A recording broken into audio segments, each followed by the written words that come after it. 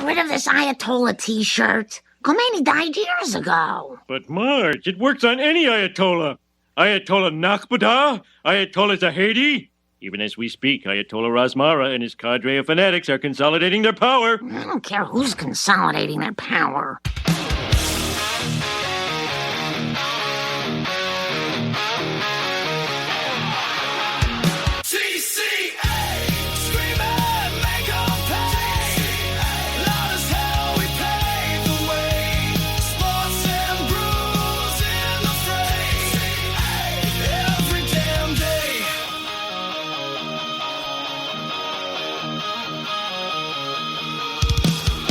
Let's go. Another week of Tall Can Audio off and running. It's been a newsy weekend. And new music. Yeah. It's sort of ambitious. Every damn day. It's like some damn days. On many damn days, but quite often. Not every damn day. And it makes me think of, I don't know what the fuck I'm drinking. That old Stone Cold. I'm drinking, who's coming with me? Nope, the Stone Cold. Oh, the old music we used to use. We would occasionally close with it. I don't know what the hell this is, but yeah, I will have another. But I'm drinking, exactly. We're on social media at Tall Can Audio. Give us a follow there, and all the other usual stuff. Matt and Rob with you. I believe I saw that this was going to be the coldest March day since 1938. Global warming, Matt. Yeah. That would be my. March a minus 14, I think that's what we're looking at here. I thought I saw it was going to be like minus 25. Minus overnight? 20. Yeah, something like that. Okay. So. Yeah. I don't know. It's a sunny minus 14 as I arrived here at the studio. Oh, sorry. I was talking about Monday when the listener is hearing this. Yeah, Monday morning. Yeah, yes, it's supposed to be brutally cold. And then by like next Monday, like 12 degrees. No, by Wednesday, it's going to be 6. Okay.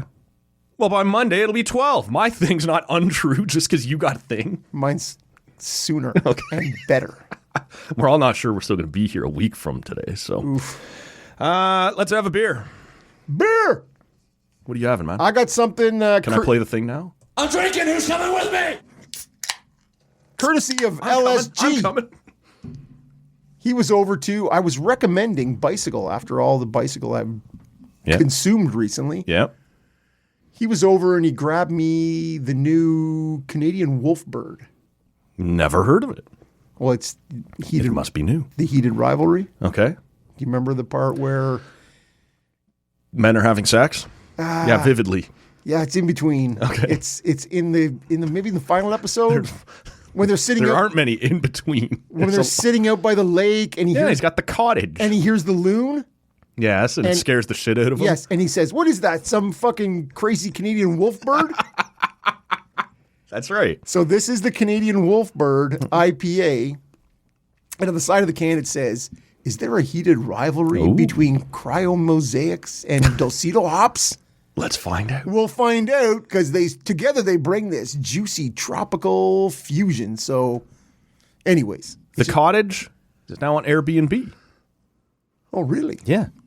I saw many a headline, didn't click any of the links. I thought it was kind of cool. Like, if you're a fan of the show, go do it up. But I didn't care enough to find out exactly where it's located or how much you'd have to pay. I do recall several years ago, I did do that research on what it would cost to rent the Oscar Mayer Wienermobile as an Airbnb. As you do. We had a conversation about that on the show, but for whatever reason, this didn't grab me quite the same way. I was seeing nothing but, like, when the show blew up, nothing but, like, oh, for all you Ontarians who call it that, like, the cottage will never mean the same. Everybody's going to snicker at you when you say you're going to the cottage, which is going to force me, I think, to lean into my douchier side when I like to intentionally kind of play. I'm headed to the lake, right? I'm going to the lake. Summer home. Yes, exactly. It won't be the cottage anymore. But you're going to be more of the hole with the peg thing.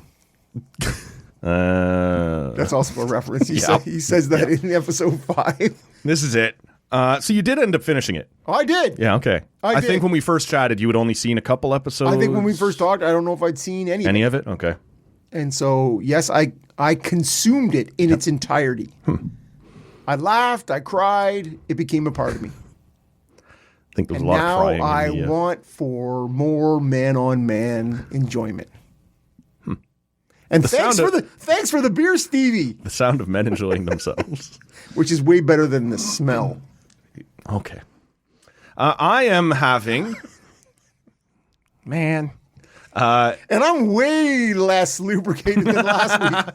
I think the whole nation is. There was a kind of universal sobering after There was indeed. the nation got let down. A bit of a buzzkill. Sobering is what happened after Sunday. Yeah.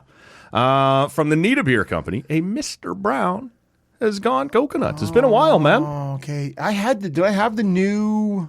You did have last week. something over here from Nita. Yeah, Two, yeah. actually, I think, Nita beers. Yeah, on the yeah, show but last I had the new Juicy John. That sounds right. The Not Juicy ESB. John. Yeah, no, but it was it's Juicy J, something like that. Brucey J. Greasy It's J. Brucey J. Thanks.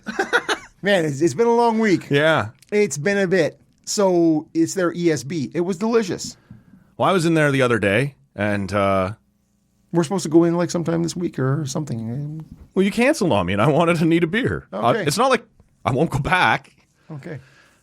So I stopped in I didn't for cancel you. I had something, and you said, as it turns out, I also have well, something. just on the one day that I had said I was free, I was no longer free. Okay. But as a very unpopular person, my other days were still free. Wide open. Was in there and got to talk to Patty the Batty, the number 2 in charge there. Yeah. And what a guy, man. Because The middle son. yeah. And I was asking him, you got any of the Mr. Brown? He's like, I only got 1 can left of it. I'm like, well, first of all, before anything else happens, because we were there for a little while, I said, set that aside. I'm taking that with me when I leave. And when I checked out, he's like, by the way, I did find in one of the mini kegs in the back, there was about 1.5 cans worth still. He goes, I canned those. No charge. You take that with you. So I got 1/2 can, 1 full can on top of the one that I paid for. Well, and where did we get? So I did have to text the old man, or his old man, and say, good guy. Great service back there, stealing Dad's beer and passing it on to Matt. We like that. That's the way we like to see things done. But Okay, and it was Whippersnapper where you got the half full can. a couple of half full cans on that one. Ian gave me shit for that after the fact. He's like, it wasn't done yet. I just canned it up, brought it over for you, and I ended up getting ripped on the show for it. Oh, 100 apologies to Ian at Whippersnapper. Well, it wasn't you. I was the one who buried him for it. I know, so. but I brought it up now to make it fresh again. He's got a bunch of really cool stuff going on here in the next. He's actually got a couple beers in the hopper right now as fundraisers for the Canadian Cancer Society. We will link to those in the show notes, and we are just a week, maybe 2, I think probably a week away from the annual Blueberry Pancakes, which comes out around Easter every year. I don't go in for that. I go in for that in a very big way. Well, and what is you mean the beer? Yes. I mean blueberry pancakes. Oh, yeah, no, I I do don't- not go in for. I don't want. Give me a pancake. Do not give me chocolate you don't want chips, anything, you don't want- no banana, no blueberry, No nothing. chocolate chip. No, No. just Not really me either, but the beer, yeah. butter, maple syrup. Yep. Boom! I'm with you on that, but In the beer. Okay. in the beer, no problem. You've known me long enough to know there's a lot of things Yeah. I will drink in a beer that I won't actually that you won't eat. actually eat. Yes. Including just a standard coffee stout. I don't want a coffee. I love a coffee. I don't like- and I love a coffee stout. Can I I don't know. Can you? it's a bit of a sad moment for the show, man. Wait. At least for me. Did you say what you're drinking? Mr. Brown goes coconut. Yeah. Yes. Okay. Has gone. It's not goes. It's in the past. It's in the past. happened. He's not going. He's not doing it. About a 6.5% brown ale with heavy coconut flavor. It's true. Bit of a passing in the TCA family. Wait. Yeah. All right. Get over here. Our friend, the guy I have leaned on a couple times over the years on the show, Mr. Neil Sedaka, has passed away. 86 years old last week, man. You made it, Neil. You made it to 86. I think I admitted when I used that. That was when we were helping promote the Nita Beer Company's blood drive. Yeah, for sure. I only knew the song from that 70s show. Yeah. And Eric and Kitty are singing it. But But a good song. I did add it to my to this day. It comes up in my shuffle now and then. Almost never gets the skip, man. It's a feel good tune. And occasionally you're singing it on your own. 100%. Like since I heard he passed, it was suddenly back on my. Okay, I did not hear that. Yeah, just the end of last week. Here. 86 years old. So. Well, I blame Dr. Death. Not Dr. Zayas. No, the Dr. Death, the guy who provided my beer today. LSG. Yeah. I get a text from him, hey, R.I.P. Lonnie Anderson. R.I.P. Hulk Hogan. Whoever it is, he is within... The bearer of bad news. The Dr. Death. Okay. So he did not give me the Neil Sedaka text. News. I count on all my... He is my... Celebrity death. That's it. The obituary. I get it. I'm like, okay. I thought that guy was dead already. No. All right. Like your Chubby Checker reference or whatever it was. I asked you which three guys were still alive from. Yeah. And Neil Sedaka not mentioned in that song. No. A crime, really. It is, totally. Anyway, R.I.P. Neil. We move along here on TCA. Here we go. Here we go. A few different things we could talk about, man. And I don't know. Look, there's always spring training. Well, not always, mainly in the spring. But currently, there's lots of... I love that fall training. Spring training stuff going on. The NHL Trade Deadline is this week. We'll get into all of it. Let's start here, though, just because we can. Do you want to see the puck? The Olympic gold medal puck? Do you want to see that? No. Okay. I kind of want to piss on it, I don't have it, so just as well. Darren Ravel, fairly divisive figure. Yes. On sports Twitter, a little irritated, I guess, getting people all fired up for no reason. Well, I shouldn't say for no reason. I'll let you, good listener, decide if there's a good reason. But the puck that was scored by Jack Hughes in the game that dare not speak its name from last Sunday is headed to the Hockey Hall of Fame, if not already there. And Darren Ravel thinks it is inappropriate that American hockey fans have to visit the vanquished Canada. My words, not his. Okay. I'm glad you clarified that. To see their puck. And there is a small part of me that's like, all right, I guess. But like most things, it blows up into this gigantic injustice that has been rained upon the underdog Americans, that they would have to leave their own nation to celebrate this moment that I would imagine 70% or so of the people who watched it have already forgotten occurred. Anything... I'm not part of that 70%. I remember it. I still live it, actually. I meant the Americans, yes. They drew... In TV ratings, they were quite happy, given the time of day. Whereas in Canada, I think it was only like 8.5 million people watched it, which sounds like a lot, but we got like 21 million in 2010 for a Canada-USA gold medal game. Now, that was 3 p.m. as opposed to 8 a.m. It was a fairly stunning drop-off, though. We're sort of off track here already, but do you think there's anything beyond the time of day? Are you surprised it was that low in comparison? I am. So was I. I was in a place where 7 of us had to drive about 50 kilometers to get there. So I figure if I'm willing to get up at 6 a.m. on a Sunday, drive someplace, right, start boozing early. I figured I had to. I figured somebody else could have rolled out of the rack in their own place and got to the couch. I sort of thought for that reason alone. Look, there was no chance it was going to touch a 3 p.m. and a home games, that stuff. Win the Olympics, but in the morning, medals, all those things. For me, that should be better for ratings. Fewer people going out and watching in communal settings, in town squares, in bars, in theaters, like people did for other at schools or whatever. I guess not on a Sunday but the 72 thing when it was here. All of that stuff hurts your TV ratings because the viewers are concentrated into fewer. One TV with anywhere from 30 to 200 people watching. Right. And so I was frankly stunned at how low it was. The Americans were quite happy. It was well up from, I think they said it finished second to only 2010 for them, which is massive again. Well, right? and here, 8.5 is going to eclipse anything else that happens on Canadian Yes. television this year. Yep. So we have to sort of put it in that Sure. perspective, right? And there is 7 hours difference in between. Like there are people who are going to church. It is 5 a.m. Yes. in Western That's Canada. true. As I say, 8 a.m. isn't that early.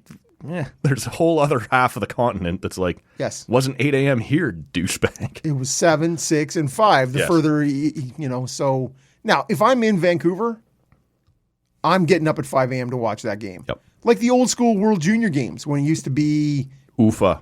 less popular, right? It Yeah. was, I would get up early in the morning and love it. Sure. It's part of the experience. When we've done the Nagano thing, and like I was going to say Pyeongchang in 2018 We and didn't do it well. No. But in 2022 and 2018, there was no NHLers, and I did not get up for those, right? Although I did love the Germany-Russia, was that in OAR, not Russia. Rob. Okay, yeah, sorry. Where Olympic Germany, I thought Germany was going athletes to win the gold medal, and then they didn't. No, they did not. But that was somewhat, air quotes, compelling TV. Sure. And I think it was like 7 a.m., not 5 a.m., but still. On that note, I guess since we're here anyway, it did lead, I thought, to a fairly asinine conversation before the game. That this is so stupid that you would, the NHL and the PA and the IIHF should put up a big fight to get this game. And it's always been the final event on the Sunday. It has to be done before the closing ceremony. Now, that's arbitrary. It's just tradition. If you want to, moving forward, say, from now on, it will always be a Saturday night before the closing. Like, I'm okay with that conversation, but to expect that, it turned out to be Canada, USA, you have to move this. No. Like, we're in a different time zone, in a different country. It was scheduled as is. You can't now ask everybody to lean into moving it. Most Italians don't give a flying. Don't give a shit. Yeah. But the game could have easily been Sweden-Finland. Yep. And We don't care. But that's in a beautiful time zone for them. Yes. Right? So Yes, it's actually in the same time zone as them. Yes. Depending on where in Finland you are, I think. Yeah, I can't swear to my Right. Finnish It time zone. It bumps up knowledge. against Russia, so It there sure may does. be a 7-hour time difference between here and there. So, anyways, Yeah. there's a lot of things that got taken. A lot of oxygen got spent on a pile of that kind of stuff. Mm-hmm. But like the conversation about as long as the NHL is in this, they should push moving forward, not for a change in the games that are currently happening, but we would prefer that the gold medal hockey game be on the final Saturday night of the games, pending time zones and whatever else to make it work. Give us that 2 o'clock or 3 o'clock Right. that the Americans were stuck with for the most part, right? Yep. And complained about. Despite being the people best who- of the Who chose that options. spot, right? You go, why do we have to continually play at this 9 p.m. time? So, because NBC wanted it that way. The coaches on the American team were, it's hard for them to get back and get to sleep before like 2 a.m. Like, that's your federation. Like, You made this happen. You think you could have taken care of that in-house? you would think that. So, there is the option of starting a day earlier and finishing on the Saturday. Yeah. Like, to me, that would be, you put that game at 3 in the afternoon. Or like the bronze game is always on Saturday and it's the only game. Right. Just run it like a World Juniors where it's a little earlier in the day Yeah. and then play the gold medal game. Like You don't even have to start a day early if you don't want to. Well, that's it. You put both the bronze and the gold on the same day and you just run that game at 10 o'clock in the morning here, 4 there, 8 o'clock for the bam, you're good to go. As much as it seems logical to us that hockey history ends up in the Hockey Hall of Fame, which happens to be located in Toronto, Canada, Yeah. does Darren Ravel have, if he wasn't such a douche about his presentation of the complaint, at least a reasonable case to be made that it's a little silly for that puck to be sitting in Canada? I think Mike Erozioni is a janitor at the Hall of Fame. He's there. What's the problem? This is it. This is one of those things where people who don't give a shit about hockey come out of the woods for a week every 4 years and pretend to care. And yet I don't, if there is, and I'm sure there is, a USA Hockey Hall of Fame. I'm sure it's in Lake Placid. I was going to say Minneapolis or God knows what. Yeah. Like I don't think it's crazy to suggest that it end up there. But as you correctly point out, there's got to be stuff from 1980 in the Hockey Hall of Fame, from the Miracle on Ice. And no one cared until this week when we can make a little hay on it. Like that's where it goes. And people in the replies, and Darren Ravel was typically dismissive, were like, hey, pretty sure Joe Carter's 93 bat is in Cooperstown, New York. It's like, wow, that wasn't a national team. It might as well be. Like, as far as baseball in this country goes, it's important. It's important. It's and a huge. It could be in St. Mary's in the Canadian Baseball Hall of Fame, but it's not, because things that are important in baseball go to Cooperstown. Yeah, and so I can, on a very rational level, agree with you and understand what you're saying. Right, that wherever the USA Hockey Hall of Fame is, you would like that. Maybe it's in Squaw Valley. I think. It's probably not. Probably not. And I'm sure they don't call it Squaw Valley. I think they do anymore. Oh. Yeah, it was. It certainly was Squaw Valley at the time, but I think that was the official name of the game. I know, but I'm pretty sure at some point they went, hey, we should stop that. You know what? Let's not go with that. You're probably right. Yeah, but maybe not. It is America. Yeah, I can't really say what. But the thing is, you could split that puck in half, and it could be like pieces of an amulet, Christ's cross. You know that they're in little shrines all over the world.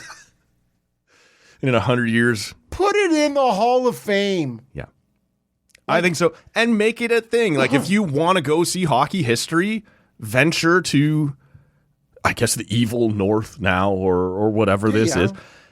But like, there was a lot of things happening. Like you could put the net. I don't know who kept the nets. I don't know who thinks about this stuff ahead of time. I don't know what does someone have Hughes' stick? Does he have it? Tooth. Did USA grab the chiclets off the ice? Put them in the USA Hockey Hall of Fame? I don't know. I think this is a thing this week. Yes. Because it's a thing this week, right? Like this is the rivalry. This is. I've ran into a number of people at the Hall of Fame, Americans. Yeah. Who love it, who love coming to the Hall of Fame because they love hockey. Mm-hmm. And it's not the NHL Hall of Fame. It is the Hockey Hall of Fame. Yep. I know it tends to take on an NHL flavor. It sure does.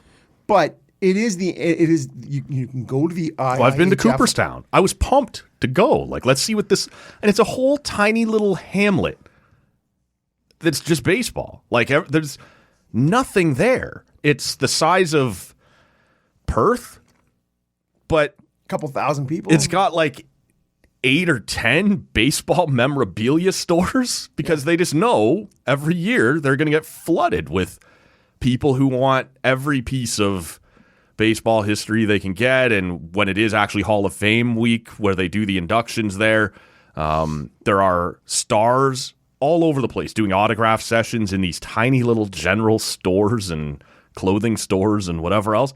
It's fun. The Hockey Hall of Fame in downtown Toronto does sort of... Great building, though. It is a great building, but it's like lost in this booming metropolis. I kind of like, the Rock and Roll Hall of Fame, the Football Hall of Fame, the Baseball that are in... Rock and roll is in Cleveland. I guess it's not quite the same. Cleveland rocks. Cleveland rocks. It really doesn't. No, it does not. Here's our river that catches on fire. Cleveland sucks. But I don't know. It's a whole other argument. I just like Cooperstown was so quaint, right? Like it was, the whole thing is that it's baseball. If you don't care about hockey, you'll never have to know the Hockey Hall of Fame is there in Toronto. And the NFL Hall of Fame is in Akron? Or Albany. Like it's in some place that is not in a large metro center. That's what I'm either. saying. Yeah. Yes, no, that's what as I was thinking about what you were saying. Yeah. As you extrapolated, you're like, only the Hockey Hall of Fame. Yeah, is in of the Big Four. Right.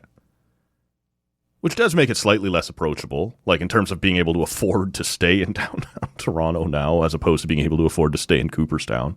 Yeah. Well, I bet you now you were there, 15 years ago? Baseball hall? Yeah. Yeah. 07. Fuck. 20 years ago. So Yikes. you are now looking at, if you try and stay at a B-dub or a Quality somewhere, they want to charge you $300, like where it doesn't matter where you the are. Oscar Mayer Wienermobile. This is it. I would just as soon stay in the fucking cottage or in the Oscar. You know what? There is a combo there, right? There's you brought them both up. I didn't connect them that way. Yeah, all right. Two wieners, one bun. Passing in the What night. is wrong with this picture? Does this look normal to you?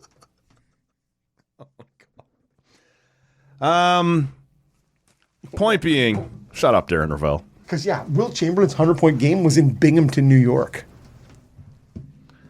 That seems fucking ridiculous. Binghamton. Binghamton. Down one hockey team. Yeah. But up a AA team called the No idea. Rumble Ponies. Great. That is a great name. Minor League Baseball has the best franchise.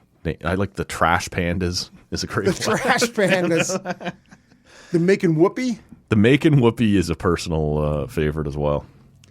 Who doesn't enjoy that? And you know what? Even minor league hockey, the Leafs ECHL team, I don't know if they're still, actually I'm pretty sure they're not, but it was the Orlando Solar Bears. I was like, that's pretty good. Oh, that's an old IHL team. Okay, well, now they're ECHL or How about the Or Florida Everblades? it's not bad. Yeah. Yeah. Okay. It's no Elmira Jackals. The Jackal. Yeah. Okay. The World Baseball Classic starts this week. Do Thursday, I you believe. care? Do we? Do you? Okay. Do I? I try not to let you speak for me too often. Yeah, because there's very little consensus at this table. On so many things. Yes, exactly. I wouldn't have said that. I am interested. Okay. Is it still the flavor of nationalism from the Olympics or The blood is up, yeah. that kind of thing. I wonder. And the first time we're not in the same division or grouping as the Americans. Is it the first? I believe it's the first time. Okay. I know we normally are. Yes. I believe I read this is the first time that Canada and the United States are not in the same grouping to start. And it is a winnable group for Canada. Puerto Rico says, Yeah, so does hold Cuba. my cerveza. So like and there's Colombia. I know, but it's not an easy division. I'm not saying it's an easy division, but we don't have a monster like the Americans or the Japanese. Whatever. Did you actually? I only found this out yesterday. This is going to determine which teams from the Americas get into the Olympics in 2028. I did not read Where that. the fuck did that come from out of nowhere? Like, I know baseball is not in the Olympics anymore, so they must have just thrown together some slap ass. Hey, here's your qualifier. Get in there. The Americans, as hosts, are in. So you get two teams from the Americas. Oh, man. Yeah, it's a little tough, man. The Mexicans, the Dominicans, obviously, the Cubans. The Venezuelans, Sure. Dominicans, Puerto Ricans, Cubans, Mexicans. Yeah. Mm-hmm. It's So you better hope you're not in a group with the like when the top two teams come out of each group. So if you're in a group with the Americans, you're second. You get at best, right? You got one shot at this. Yeah. Anyway, I just this group for Canada, which is not. I miss Freddie Freeman. I think we upset him with our Sick Kids commercial. Where everyone was pretty hard on poor Freddie. Yeah. Well, the World Series is tough. He got cheered at the World Series. I loved that. I remember whatever the fuck their Dave Martinez, their manager, was asked about that afterwards. In game one, he's like, you go on the road and they do these big introductions for series like this. And he goes, you just expect we're going to get booed on the road. Everybody does, right? He goes, Yeah. Except they cheered for that guy. So now it feels more personal when they boo me. It wasn't just a blanket boo. It was, you are capable of picking and choosing the ones you like and don't like. Yeah, well, we choose the guy who chooses us. This is it. That's a very simple math. But it's an okay looking lineup. Well, in comparison, like the two Naylor brothers, you got Tyler O'Neill is going to be kicking around. You do miss Freddie Freeman, as any team would, but... Well, can I ask you something? Yeah. Did I miss Jameson Taillon becoming Canadian? I'm not really sure where that comes from. The question? No, where his ability to play for Canada comes from. I honestly, I saw that in the roster and I'm like... But Freddie Freeman's not Canadian either. No, I know, but he at least has Canadian parents. Right. Well, maybe Taillon has one. Maybe... All right. Otto Lopez? I miss that guy. Current Florida Marlin. Yeah, well, and current WBC Canadian roster. For sure. Born in the Dominican, wherever he was. But here he is. So as I scroll through, I'm like, what? How does that guy make it here? Well, have you taken a look at the projected roster for Team Canada at the World Cup? Of soccer? Yes. Yeah. I don't think they call it that. First of all, of soccer, but of football, I think they just call it the World Cup. It's only us who have to different. We're the only country in the world that goes, he must mean hockey. That super regular World Cup. You mean ice hockey? Yes, exactly. Or field hockey? You're like, nobody is ever referring to field hockey. You need to qualify field hockey. Otherwise, hockey is just on ice. I bet the billion people in India already have enough field hockey fans to outnumber us and make Are they your listening statement. to this podcast? Probably. Right. We're huge in India, just welcome, like we are in Ho Chi Minh welcome, my City. friends. Or in I haven't Vietnam. checked that in a while.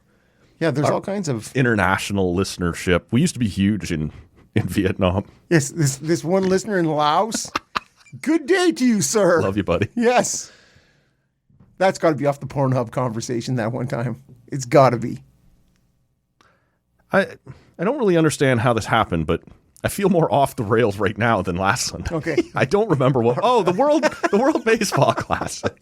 Laos? We will not be seeing Laos in our division. Is a world team. Yes. All right. And I will take responsibility for that. The Americans look as stacked as ever. Right? I haven't looked at the roster. For the longest time, their lineup was killer, but pitchers just would not come. It wasn't worth it with the pitch counts, with their ramp-ups for the season.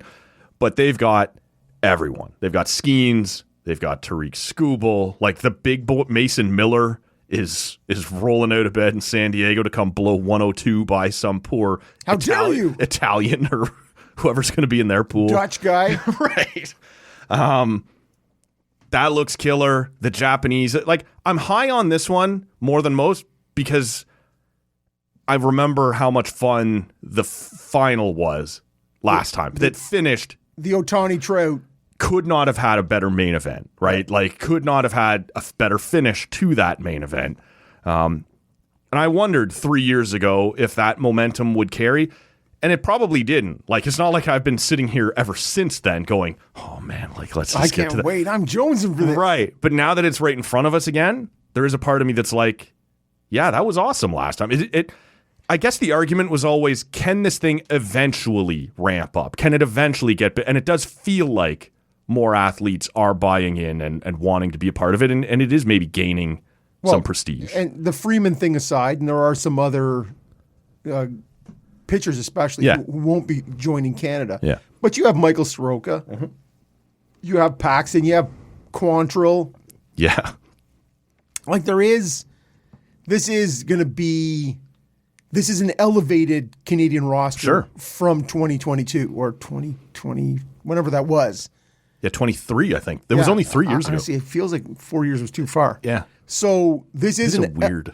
This is an elevated roster for Canada. Is this going to be the best roster they've probably sent? I think so. Did you look at the coaching staff? No, I assume it's Ernie Witt as manager. Ernie Witt as manager. Always is. But you have Russell Martin. Where's Nick Nurse? Oh, Russ Martin. Russ Nice. Martin. Remember you wanted to play Paul Quantrill. shortstop last time? Paul Quantrill is pitching coach. Okay. Stubby Clapp is your Love Stubby Clapp. third base coach. Yeah. Yeah, to me, it's an interesting coaching staff too. So clearly, more people are, as the more you pay attention to it, Yeah. I think the bigger thing it becomes. The thing that's going to be against it is the same thing that's always against it. Is the early round pitch counts, right? Is the Who's going to be the Edwin Diaz blow out his knee or holy whatever? fuck. it Yeah, was? I forgot about that. Jumping with a 6-inch vertical. I'm down, man. I'm Yeah. out for the season. Fuck, eh? And that's the worst part of that one. It wasn't even on a pitch. Yeah. There's nothing worse than getting hurt in a celebration. Who did we just... Oh, it was Nylander, who was out with a groin injury, came back, scored, and hurt himself in his celly. You're like, dude, come on. Sir Buttonhook. I am looking forward to it. I don't know through the early rounds how... I think it starts actually Monday or Tuesday over in Japan. Okay, yeah. There's always a We're division in or two San overseas. Juan, Yes. Puerto Rico, so For Canada, it's not till Thursday, yeah. Thursday, yeah. So... I want to see Denzel Clark get up on the top of the fence and make a grab. But your point there on Edwin Diaz does remind me on one final thing coming out of the Olympics that we should touch on before we take a break here is how many guys have come back hurt? How many guys took their time coming back? How many guys got back and have stunk? And are still not back. Right. Looking at you, Austin Matthews. Well, yeah. Yeah. Well, I'd disagree with you if I could. He's just not standing out to me in a sea of people who don't appear to have arrived back from In the a Olympics. $15 million way. Went. Yes. Could you not give me a bit more for my dollar? Were you watching the game when they did the this is where I thought we were going, the Sens Leafs reaction? game? Yeah. Yeah, I was watching. What do you think? Because for some reason, this is one of those things that shouldn't be subjective, but has become super, I'm seeing takes are like, everybody booed him, everybody cheered him. Nope, neither of those things are true. Right. There was a noticeable, for me, booing as they were preparing to introduce him. I think it continued through, but after they said his name, there was clearly some cheering as well. They wisely said, "You're captain." Yes. Don't forget. Yeah. This is your guy. Yeah. You've got one final choice here. Gold medalist and your not Team USA's captain, No. which was the case. Yes. Your Toronto Maple Leaf captain. Flashback from the what? Nope. No. Don't. And so what I did notice, and so to me on TV, it sounded mixed. Yes. It did. Nothing over the top. I didn't either find way. that either one took over I found the booing started earlier, but I didn't find once the cheering started one to be stronger than the other. It sounded like a Sens Leafs crowd There in you go. Ottawa. Yeah. Is what it sounded like. What Go year? Lens. Lens. But to me, what I did notice was huge pop for non-medalist William Nylander. Fuck yeah, man. We love our Willie. So there was a big cheer for that, and so And our OEL.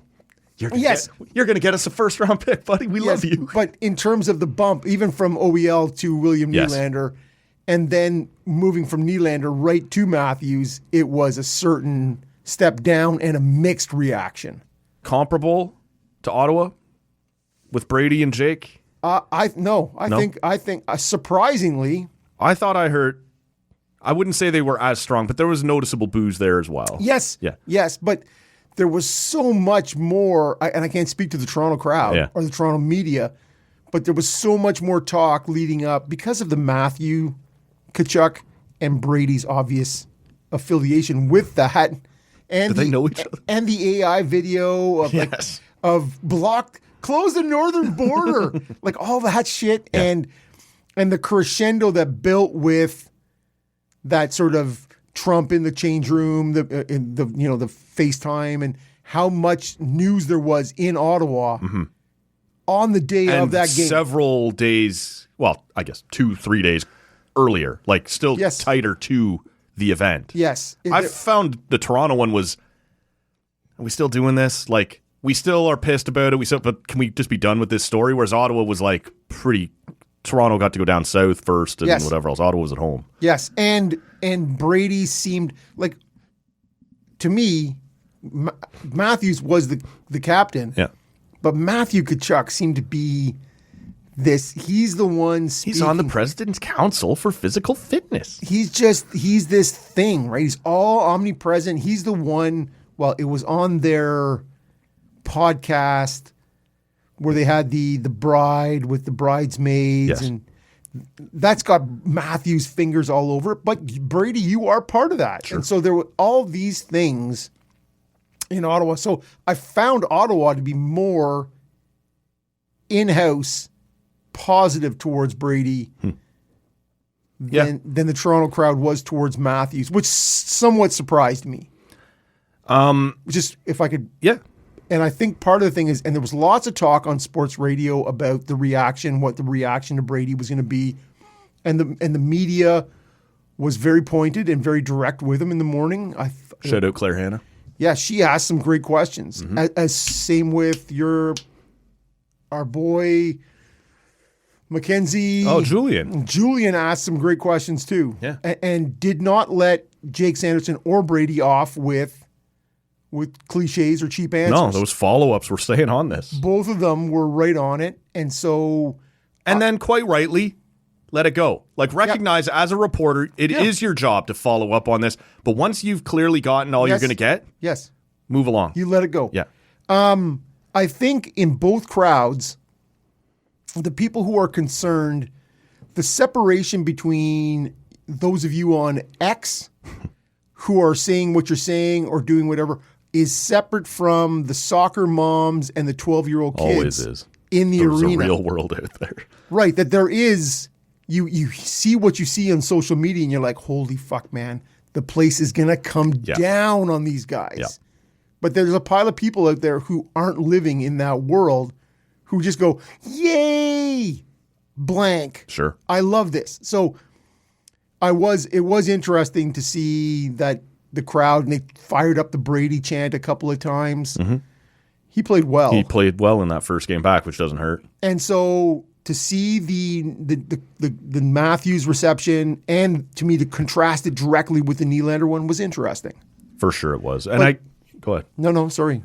Finish that because I was going to. Well, I was just going to say the original question that, you know, the Brady and Sanderson, they won a gold medal. I guess the closest comparison in Ottawa was Stützle to Willie.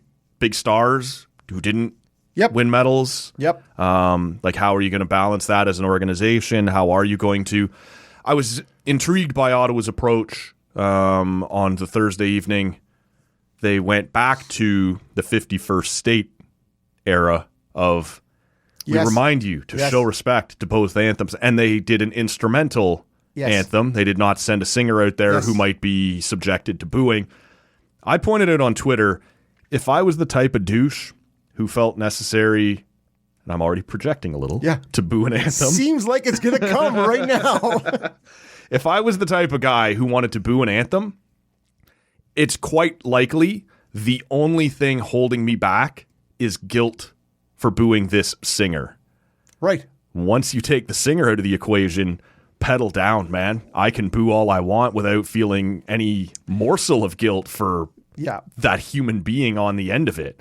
So it was a tough call, right? Like, they had no idea how the crowd might react after everything that had happened in the couple days leading up. I will say it was probably a reasonable precaution, but the Ottawa crowd, you know, reacted fine to it, as well as a Canadian crowd is ever going to react to losing a gold medal Olympic hockey game to America and then having Americans roll back in to be the two best players on your team, or two of the three. See, and the difference to me is when you roll out a canned audio, is you control the volume. Yes. Crank it up. Crank it right up. Like, I get that. And it was interesting because you saw. You know what I'm saying? I do know. Yeah. I do know. What There's you're a saying. human being down there. Yes. I'm pissed at America, but I'm not going to boo and that. That's why in the going back to the Four Nations and beyond, and previous to that, as you suggested, they did go away from having somebody sing it. Mm-hmm. Like if you watch the game, did you see the anthems on Saturday night? No. Okay, so Mike Ross comes on and he says, please stand, remove your hats if you're, please stand if you're able and remove your hats for the singing. Here's so-and-so with the singing of the national anthem. And in that brief second in between, one guy goes, go Sens, go! You could totally, it just, whereas if you crank the volume on the thing, there is no, like when you're singing the anthem, there are those breaks in the lyrics that allows people to. Real haters know when to get their moment. Exactly. And so when you have a canned audio, bam, you crank it and you crank the volume. And then as soon as it comes out and you're like, you go right into the Canadian anthem and you minimize all that. And so you're right. Yes, you don't have the person you're booing, but you also don't provide those spots in the song where it breathes on its own. True. For people to boo, shout inane shit. That could be the name of this podcast. Shouting inane shit. Yes. To come all the way back, Sidney Crosby is out for quite a while. Fiala obviously done for the year. Morrissey done for a while. We saw Bruce Cassidy in Vegas. First of all, say we're not sure our gold medal guys are going to play in the first game back. I believe Eichel and Hannafin didn't. And then they went 6 guys out of the lineup, I believe, against LA. And then in their first game where those guys did play, he said they stunk. Like he basically came out in their post-game presser and said, and they smashed those LA are our best yes. Without them. Yeah. But, this is Rantanen also out for a couple Rantanen weeks. is another. There's a bunch of guys here who either took their time coming back. My thing with the White House, without getting too deep back into that, is you're put in a tough spot. Once they say, come for the State of the Union, and it is this day, you're sort of in it. But I thought the NHL prepared properly in giving an extra day when Sweden won and went home from Torino, and did their little town square thing on the Monday. Stockholm, it's a fairly large town square. Little home thing. Yeah, it's okay. That cute little Oh, you Swedes. similar to like Perth. Yeah. Like that's the measuring stick on this pod this week. Ontario. Not the other Perth. Sundin was back and in the lineup on Tuesday night, but several guys missed their first game back. All 4 Red Wings guys, because so this time they give you till Wednesday so that, okay, whoever wins, and this time it was the Americans, but somebody's going to win every time you do this. Okay, have your party in the village. Latvia? Can it be Latvia? No, I don't think it can. Yeah, no. Zemgus. On Sunday, you get to go and have that big Olympic Village party. And on Monday, like the Americans, you end up in Miami. It was going to be New York. It's weather, whatever. Either one, sweet place to party one more time as a team, back on American soil. Great. Yeah, it is. We will allow you Tuesday to miss practice as you make your way back home. But Wednesday, let's go, right? Like it's time to be back at chop, it. boys. And once the White House thing comes up, that changes everything and the whole equation. But between how many guys haven't played well since getting back, the number of guys who have ended up injured, the performances afterward, is there any chance in your mind that Paris in 2030, not Paris, the French Alps, I believe is what they're calling it. Chernobyl. Not Chernobyl, man. Yesterday or 2 days ago was the 40th anniversary of Chernobyl. Did you see that? No. Yeah. I did not. I February was too busy mourning. February 26th or 27th of 86. Okay. 40th anniversary of Chernobyl. Okay. Get some vodka. The Chernobyl vodka, which we also talked about on this podcast we did. about 10 years ago. Don't worry, it's safe. We distilled it. We're growing the potatoes or whatever it was right there in Chernobyl. And you're like, no, thank you. Hard pass. I think it's called Atomic with a K. Atomic vodka. Atomic yes, it was. vodka. Good pull. Good recall, man. It's in the United States in 34, which is the main thing that has me going, they can't, like, the reason they went in 98 was because 02 was in the U.S. Like, we want to be a part of that since it's going to be right here on home soil. Yeah. So I can't imagine, after everything that's gone into this and this supposed idea of 2 years Olympics, 2 years World Cup, 2 years Olympics, but I can't imagine owners are happy with any of this. At all. Forget the guys that are hurt. This was a shit show. Like, everybody stunk this week. I shouldn't say everybody. Dylan Larkin looked okay. Jake Sanderson Brady looked Tkachuk, okay. Like in that game, Detroit, Ottawa. Yeah. It was 2-1 was the final score in overtime, and All of them were Larkin had Olympians. 2. Yeah. Brady had the lone Ottawa goal. Right. And he was a beast in that game. But I can't imagine owners are happy with, in a general sense, how this has played out. No. And We didn't get our owners' boxes either yeah, at the arena. we all understand the owners hate this. And understandably so. Yes. You are stopping your league. You are getting minimal return. Like, honestly, they're getting minimal return on the hockey growth bump in this. Certainly the Boston Bruins or the Toronto Maple Leafs or the Ottawa Senators aren't gaining new fans. Well, those first couple of games back did nothing for TV ratings. I was already reading that they're exactly the same as they were at this time last year or before the Olympics. Now, the Seattle Torrent on the women's side sold out Climate Pledge Arena for the first time for a normal home. Like when you do the tours, those sell out because you don't have a normal home team. But this was coming out of the American women's gold medal victory. People fired up in Seattle. They were ready for that. So that is something for the PWHL. But so far, there is no indication it does shit to bump the NHL. Yeah, and so people know what hockey is. They just don't care. But you may find new Italian fans. You may find I don't know, whoever that is. But the thing is, the players love it. Yes.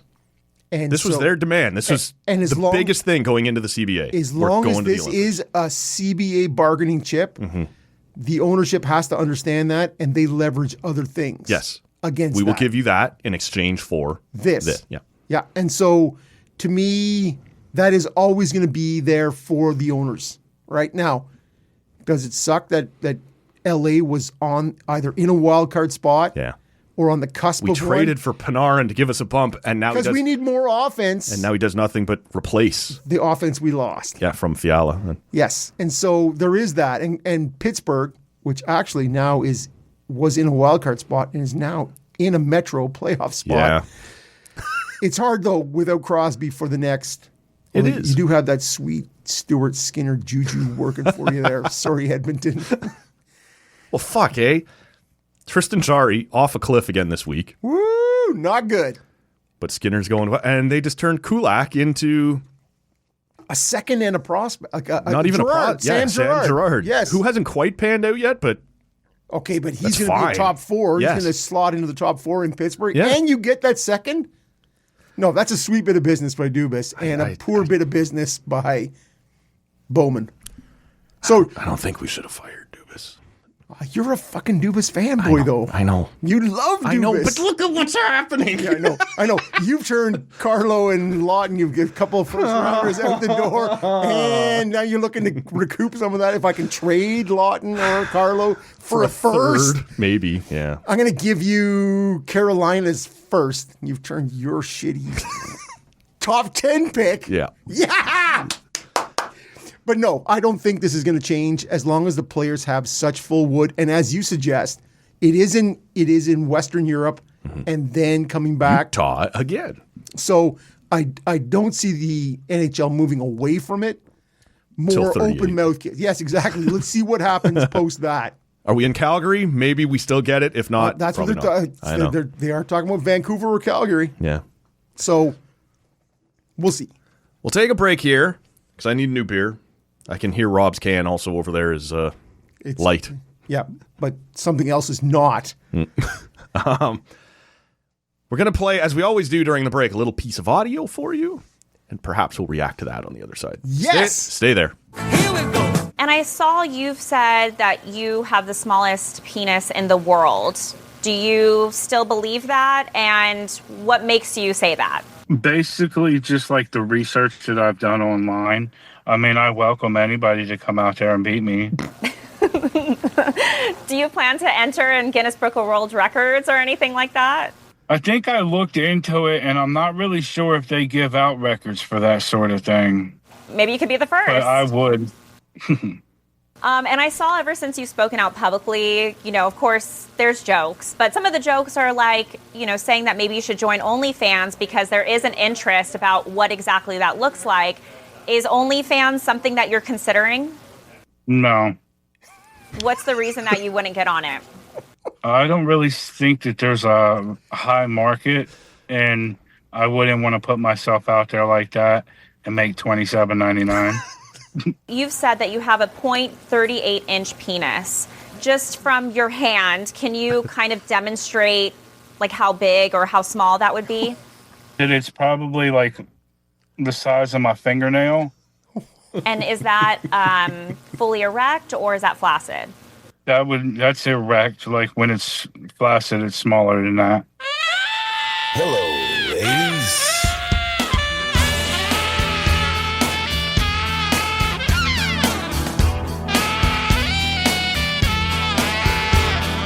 We are back at it.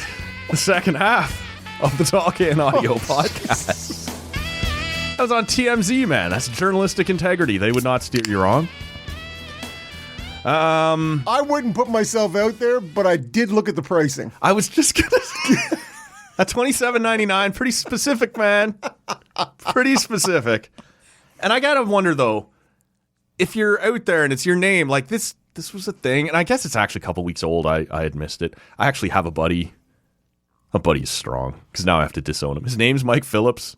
And I sent this to him, and he's like, yeah, you are not the first person to have thought of me while watching this. But yeah, the guy's name is Michael Phillips. Because this guy's name was Michael Phillips. All right. I don't think that was in the recording, so I should have.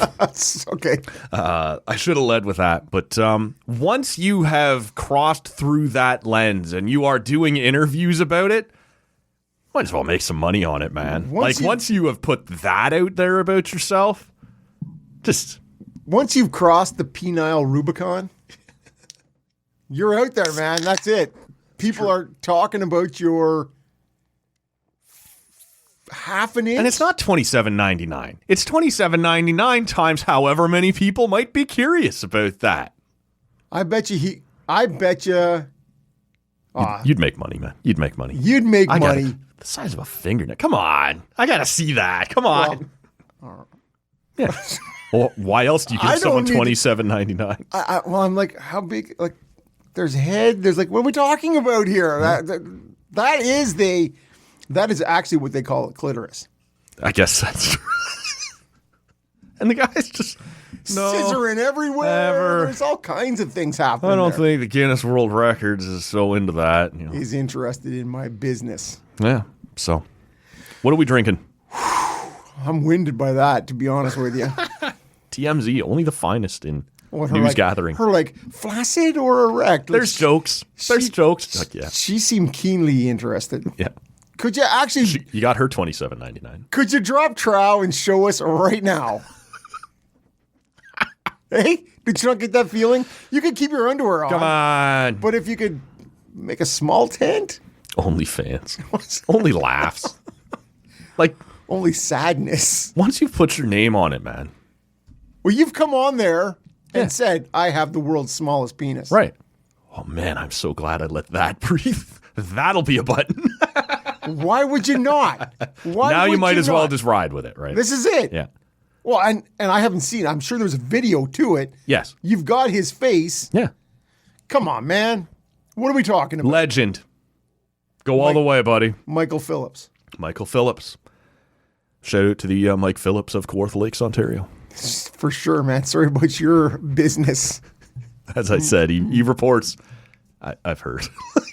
You are far from the first person to go, and point. And yeah. All right, else. funny guy. Yeah. Guess what? You are the 7th funniest guy I know. Or at least the 7th fastest. Yes. Or slowest to have heard the story. Yes. So, what have you cracked into over there? I have gone with from Burdock in Toronto. Yeah. They're super dry hopped Pilsner. Sounds dry. Coming in at 5%. I've had a couple pulls on it. It's all right. Okay. It's a good second half beer. Yeah, I think that's where I'm going to come down over here as well. This is from Broken Stick. Yes. Happy to be here, which is, Partially true. yeah. A 4.8% cream ale, Okay. which is not typically my style. The cream ale. cream ale. Yeah. But knowing that going in, you're not going to blast them for it. Like, You know what? I don't. This is not bad. Okay. This is not bad. It gives you it's at 5%. It's a nice pilsner. I would say it comes in a small can. So there Losing me. So there are two over here. Finish strong. Yeah. This, I would say, tastes exactly like what I think a cream ale tastes like. And I don't have a whole lot of standout flavors coming out of that, like anything to say this makes it good, this makes it bad. When I think of a cream ale, I think of this beer. So if that's your style, if that's your jam, if that's what you're into, I would suggest you probably like this. So it's sort of highly carbonated. It's creamy. There's not much going on flavor wise. Yeah, but a little sweetness up front, right? Right. Like, yeah. But a cream ale is always a good base model for something else. If you wanted to add other flavors Similar to it. to the way I view a lot of stouts, right? If you keep a stout reasonably plain, you can start tossing shit in there and see what you come out with on the Rubber other boots, side. toilet seats. Why not? So, it's fine. Okay. 4.8% out of Broken Stick. I would say this is the first one from Broken Stick that I have ranked as fine. Everything else has been higher than that. The two things I've had from there, very good. Yeah. I've been impressed with the two items I've had. So that's why I'm hesitant to hang anything negative on this one, just knowing that this is not a style I typically... Well, and fine is not a... It's not bad. It's not a condemnation in No. any way. It's just... It is what it is. It's all right. Yep. The NHL Trade Deadline this week. The Sens are, 5 out right now? 5 behind Boston, yep. With Washington and Columbus in between. Right. Where are you? I keep seeing the plan is to buy. They're going to look for a right-handed D, and they're going to look for a top 6 forward. I keep hearing Mackenzie Weegar. Is that of interest to you? Do you think this is a year to buy? It kind of looks to me, man, if you can get in the East, you'd have a shot. I don't know if this is going to come off shittier than I mean it. I don't know if the Sens have a shot. I just mean there's no monster in the East this year. Would you buy or stand pat? Would you sell?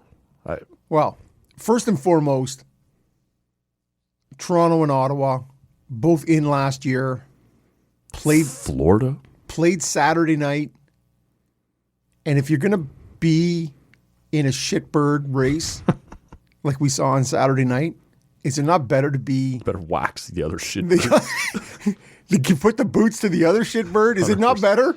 Yeah. Can we not address that? Stop! He's already dead. The shot's 23-6 at one point. 40-23 final. Yeah. So that's a big flourish at the end for Toronto. Yeah. Bringing it on. Put up some fight in the third. Got no goals, but I think the shots at one point were like 14-3 and then 16-3 after one. Okay, there you go. So and that's after Toronto scoring on the first shot of the game. Yep. And you're like, ooh, this is nuts. See, and that's the other thing that they waxed the Leafs, but the goaltending in Ottawa is still a question mark that makes me wonder. 913 save percentage yesterday. Okay. If we could get 900, forget about 913, 900. I think both goalies after the first somehow were sub 850. Well, Linus would actually, probably not Wool. Linus would have been a 660 after the first. Right. No, Wool would have been, man, he would have been He gave them a chance for a while. And anyway. That was Ottawa's A game. Yeah. And I don't know where Toronto's game fit in that. But that was what you saw was when Ottawa plays well. Yeah. That's what it looks like. Yeah. And so Toronto, I understand, is less well. Is man, and you know what? If we could just, and I am going to double back to your question, but if Matthews isn't out there, or Nylander maybe, There's nothing threatening happening with that lineup. No. Like, and Tavares, I know he had a great start to the season. Well, still on, yeah. No, Tavares has become, like he's still on pace for 30 goals, 65 points. Yes, nice. Great season. For $4.5 million? Yes. No problem. But we're having a hard time, downgrading our expectations from $11 million JT, but also going, yeah, that can't be your number 2 center anymore. Right. Like, we've talked about this. For me, he held up his end of the bargain through the contract, even through the years where you expected it to be a disaster. But that contract is over, and it would appear he's done holding up that level of play. Well, but he's exceeded his current contract. Yes. Oh, yeah. Yes. I agree. Yeah. It wasn't No, I get you. deriding JT, who is But he fucking 35 or whatever he is, right? Like he was one of those guys, along with Matthew Nyes, that was like, those guys need the Olympic break.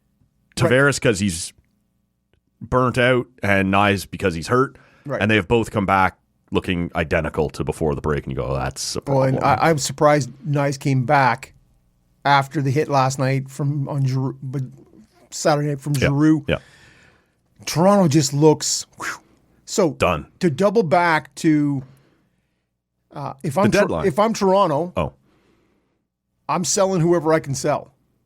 Like, and if I'm Ottawa, conversely, I'm only making a hockey trade.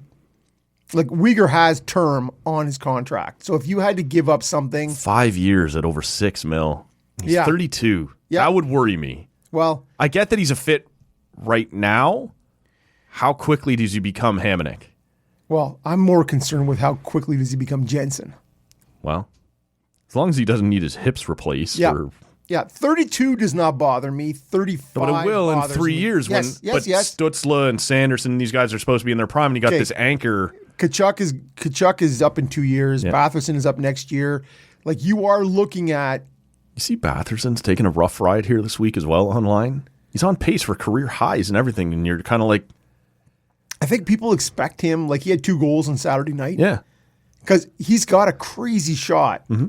And I don't mean the slap shot where he won with the composite and he's the hardest shot. You know, he's got a great, He's got a great snapper, the kids would say. wrist shot. Like he can, like everybody wants to go bar down, right? Everything is up high. There's the glass, honestly, there's so much of that. But people expect him to score more with the tools he has. I think the deal he's on and on pace for career, I didn't understand the negativity. It just seemed to sort of appear last week out of nowhere. I don't know. I think everything is on the table right now in a team that made the playoffs last year. You'll know something about this. A team that made the playoffs last year, had expectations to at least match last year, and has fallen short this year. Yeah. And so everybody is now on the table, whether it's your goalie with mental health issues, whether it's your long-term defenseman who you go, I hate that guy, which is the which is the shabby Morgan Riley comparison, right? Like 4 years ago, we were talking. Poor shabby. We were talking about those guys. You know, do they make a Team Canada? Bottom Do they not Paralympians, make? yeah. And now they're like Morgan Riley. If we could we get Tessa Virtue in here and Skating coach. and you out? Could we flip this contract some way? And Shabby is the whipping boy here, and it's funny to see them both score the first goals on Saturday night. This is off track again. But No. I know, but it feels to me like Chabot this year. Like, I think he's wearing some negativity from when he was being played 28 minutes. Yeah. That no longer applies. You could make a case statistically this year. Yeah. He's been better than Sanderson. Oh. I know. But Chabot's been, now everything is relative. Yeah. He's playing easier minutes than Yep. Sanderson, right? All these. He was on Chabot's for that had a pretty 3-on-3 good goal against Detroit. He's the guy who makes that pinch over to the boards on Raymond. That he always seems to be, and I get 3-on-3. It's 3-on-3. I know. That. I'm just saying Chabot will. Oh, I like Shabby. Yeah. And if I just think he's wearing some old Right, negativity, right. But and it takes a long time for people to catch up on. some never do. Yeah. And I like him. Yeah. He, again, that going back to the beginning of this podcast, he's got that Dion Phaneuf where he wears the contract. You are a useful player but your contract says I didn't pin a C on, or like, yeah, I didn't pin a C on myself and give me top pair minutes. That was and you. give me all that money and go, guess what? Yeah. And so, but when you look at Morgan Riley and wait, but you'll understand this when people are saying, oh, thank God, finally something. People saying, we got to find somebody who is a compliment to Morgan Riley. Yeah. And we hear that here. Jensen came in last year, and he's a great compliment. And the thing was, they were running through the defense pairings for Morgan Riley, and you're like, Hainsey, he played with Shabbat. Zaitsev, he played with Shabbat. Like, it was just like, you're going through all these guys, and you're like, oh, can we interest you at the deadline in a Brendan Carlo? Yes, maybe. Maybe you could, Matt. Not for a first, because we don't have one this year. Oh, right. But all I'm suggesting is both those guys, when you're like, much maligned, and now we have Sanderson, you don't have it. We do not. So it is interesting. If I'm Toronto, I'm selling whatever you can get your hands on. And if I'm Ottawa, if there's not term to it, I don't want it. I really don't. Would you sell? Is 5 points too close to sell? Sadly, I think it's this feels like the deadline is Friday. Yeah, this feels like a stand pat year for the Sens. Yes, I don't know. yes. I'm not going to pull the rug out from under them. Let's see if you can get on a run. We all expected them to be better this year. Well, the problem but is I don't think they've done enough for me to add either. They've gone 6-1-1 in their last 8 games. Yeah. And they're still 5 points out. Yeah. As you said, with multiple teams. Two teams in between, you and Boston. And so you have Edmonton on Tuesday, you have Calgary on Thursday. And the reality is, if you don't sweep those games and you're 2 or 3 points out, you stand pat. Because you're talking about Nick Cousins, Lars Eller, Claude Giroux, who probably doesn't want to leave. Who doesn't want to leave. Just in terms of what you are flipping in terms of UFAs, you're not getting huge return. Like Giroux if you could flip Giroux, and I'm not suggesting we should. He's a guy who's on pace for 60 points this year. Yep. Number 1 draw man in the NHL. That would be useful to a contender. Sure. Are you getting a first for him? No. I don't believe so. Right. Although Brett Kulak got you a second and Sam Girard. So I don't know. Shit's out the window. Yeah. But I'm with you in the fact that I don't know that Ottawa has a pile that's going to bring, like, we have no assets. There is nothing in the cupboard. No. And like you said, you have to assume there's no first round pick. Like, if you get it back, you get it back. But it'll be like New Jersey, right? Post. But I think for now you have to operate as if you're not getting it. So I look at Ottawa and I do think they're a good enough team to be a playoff team. But 70% of the season's behind us now, and everything that's gone wrong, whether it be injuries and absences and whatever else, it's happened. And you're in this spot now, and the odds that you can get back there aren't impossible, but they're unlikely. And I wouldn't want to buy at this moment. There's no rentals. Zero rentals. But I do think they're playing well enough right now that it would be unfair to start throwing stuff out the window to sell. So I think this is one of those years you have to look at and go, look, it hasn't been our year. Things have gone off the rails in some unfortunate ways. We still got a shot here, so let's see what happens. You cannot be swapping out a very low or minimal cupboard of assets for rentals at this point for a team that you are talking about sneaking in. Right. So, and probably getting Tampa or Carolina. Yeah. And I'm not doing that. Like, I'm not selling a Yakimchuk. I'm not, like, that's it. Like, the cupboard's bare. There's very little in terms of what we have coming up underneath. Yeah. So if you could, I don't know. But no, I'm with you. I want to stand pat unless you can make a hockey trade. The Toronto one is interesting, as you suggest. Like, I'm open to the idea and the concept of sell anything that isn't nailed down. But if the plan is to contend again next year? OEL is nailed down. Not for me, he's not. I can pry that nail out. Okay, so sorry, you're talking about Nylander and Matthews. I'm really not even talking, like, I literally meant, is there a desk in the GM's office that can't be unscrewed? Who's nailing shit down these days? Yeah, it is odd.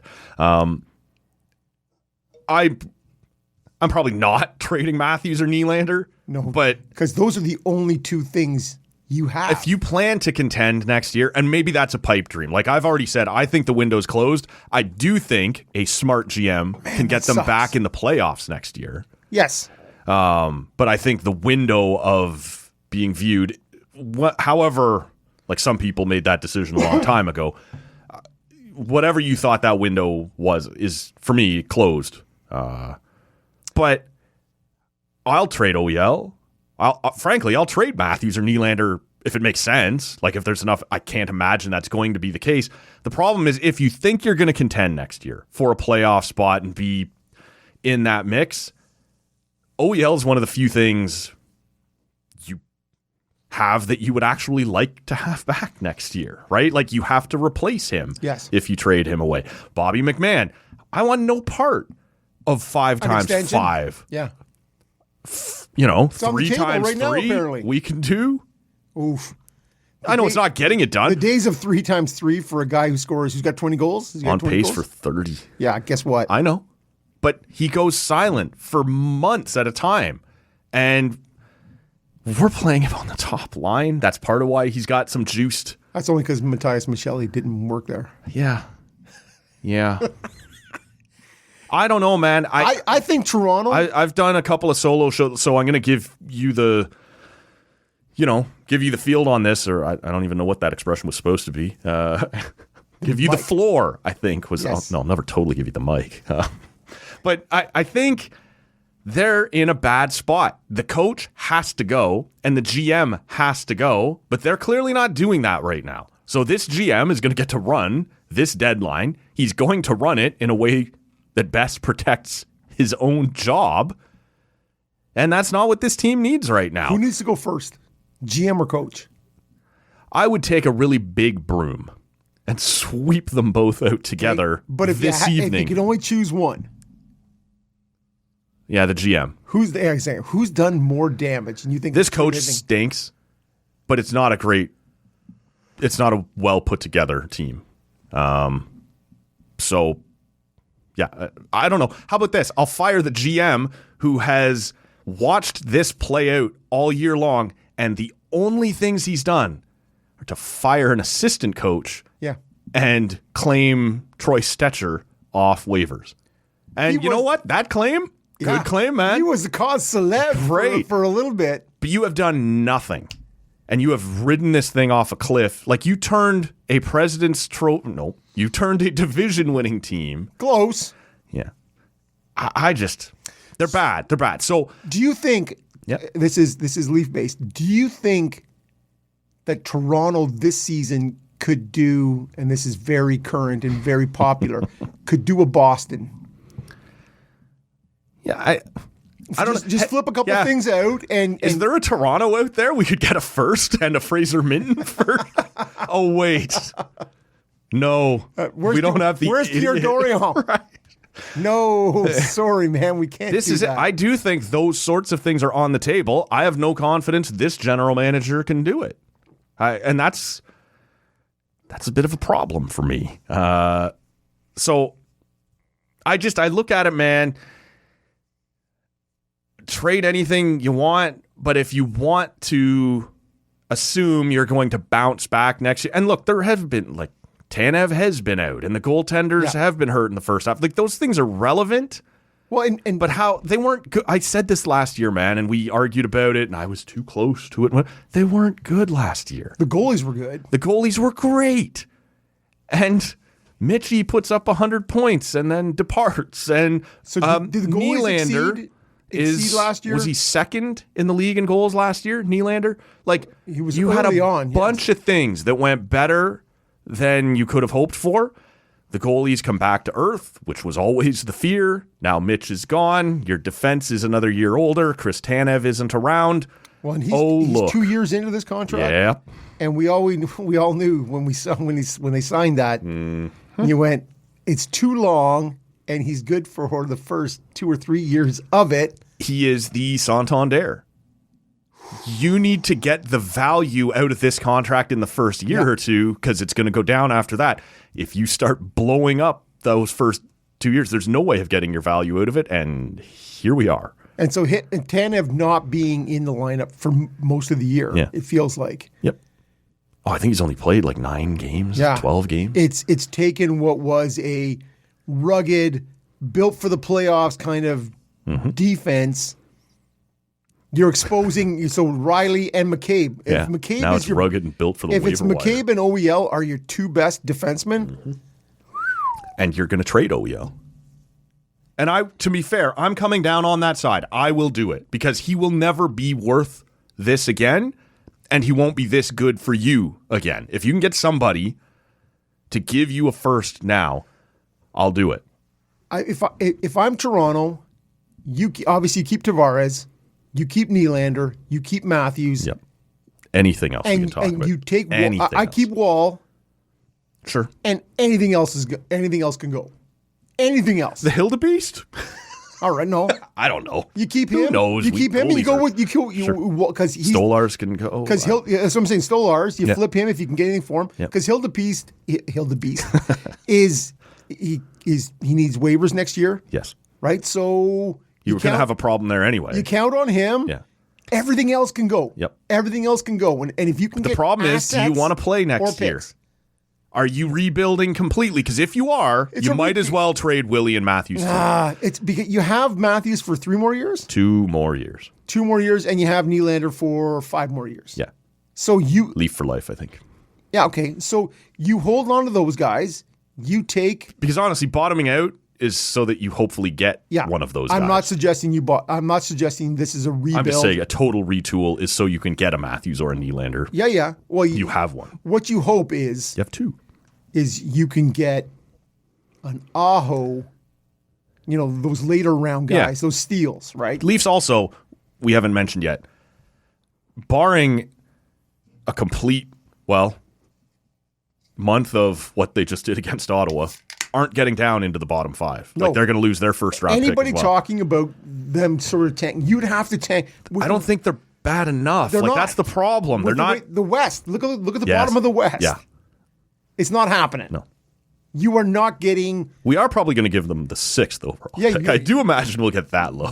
They are going to get into that lottery, sweet lottery. Cool. Tyler Seguin, number 2. Come on, yeah! Okay. Yeah. Okay, this beer... Yeah. Pretty good, man. It's in terms of a 5%er, it's a kind of an all-day beer. Very nice. Not overly yeasty. Mm-hmm. Sort of not... overly hoppy either, but it's kind of leans more towards that. But hoppy to be here. Yeah. So anyways, fairly nice. Okay. Yeah, I don't know. To close on it, they're in a bad spot, man. They're if they plan to be a playoff team again next year, you can't just sell everything for picks because you need to have. Are you going to rebuild an entire lineup by retrading all of those picks? Well, and to me, they look like. And I didn't watch a second of the Tampa or Florida games. I watched those. I missed actually most of the Toronto-Ottawa game. Man, they look. I read they looked like shit. They don't. They didn't in the first 2 either. And they don't give a fuck. To me, it looks like they're like, woohoo! See you later, man. This season is. What would you do in Edmonton? Believe it or not, they're only 3 points up on Toronto. But one's a shit division, one's a good division. So one's considered a powerhouse, and one is. Flailing for their lives. It's not unreasonably. Shit off. Yes. Would you buy? I guess you have to in Edmonton. They have to. Well, we got this 2 little year window from Connor. Make it happen. But they're not good. 3rd in the Pacific. Tristan Jarry still stinks. Darnell Nurse still stinks. Bouchard might be having a outside chance Norris Trophy kind of season. I think they've given up, I don't know, 11 or 12 goals in their 2 games back. Yes. It's not good. It's not good. And so... I think we talked about this last year as well, because I want to throw them into the conversation, let you take it where you want. Montreal. I think we both said last year... Sean McKenzie says, the best team in Canada. I don't even know that I have a strong argument against that. No, I don't either. That's the part that... Yeah, that's gross. Cole Caulfield, Mr. Saturday Night. Yeah, I do hate that story. Yeah, well, 2 goals in the first. I get it. It's a thing, but it reminds me of when they're like the San Jose Sharks, best second period team in the league. Like, what does that mean? Like, what do you want me to do with that? Like, to me, some things are just random. When the lights are bright, I'm good to go. In the second period? No, I guess. Saturday night. Sure. Saturday night, Cole I guess. Caulfield. Saturday night. 35 goals. I don't know the words to that one either. Little Dance Mix 94. I like the way you move. Like you, baby. Pretty baby, yeah. Yeah, something like that. Mitsu? Sure. Yeah, maybe. Dance Mix 93. Yeah, all right. 94. Yeah, I don't know.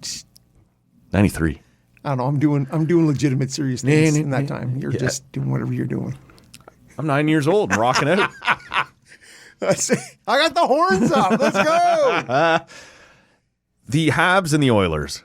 Because look, the Jets are done, the Flames are done, the Canucks are done. They're all going to sell to varying degrees. I think we said last year, I think we both agreed on it, Montreal, if there was something you could add at the deadline for cheap, go ahead. But I don't think either one of us thought they were real yet, and it was probably too soon to buy. I don't feel that way now. You're legit. You've done this for another year. Is it? I guess it's second line center. I don't know what's going to be out there. Well, they've moved Doc to the wing now. Yeah. They are more than ever calling out for something in that. And I don't know if that's going to be out there. What else do they need? Hey, goalie. To me, they need a goalie. Yeah, well, they do. But if you look Bobrovsky. Yeah. I'd do it. If you look Aspiring free agent. If you look at, do they want to let him go, Florida, for that? I don't know. Come back and talk to us in the summer. That whole thing that never happens. Yeah, it strikes me as he's a guy who's going to ride this out there, and I think they are either tied with Toronto in points. Like they are tied. Like it seems unlikely there too. Like they are. No, they're done. They're limping along. If I am in your back pocket, if you have Vincent Trocheck, who has said I want to stay in the East. Yeah, that's true. He's 2C, too high for him, maybe. But better than what Montreal's got right now. Sure. New hook and whatever. If you were to bring him in as a face-off guy, you bump Phil Deneau back wherever he is. Yeah. I just think they become more of a face-off team with Deneau and Trocheck. And they're good Suzuki. with possession. Like I just think that's where I look. Montreal. That's interesting. To add Trocheck, they have the assets to do it. Pick some prospects. Do it. What do you? Trocheck, I believe, is a Quebec guy. He would just play for Team USA. Trocheck is not.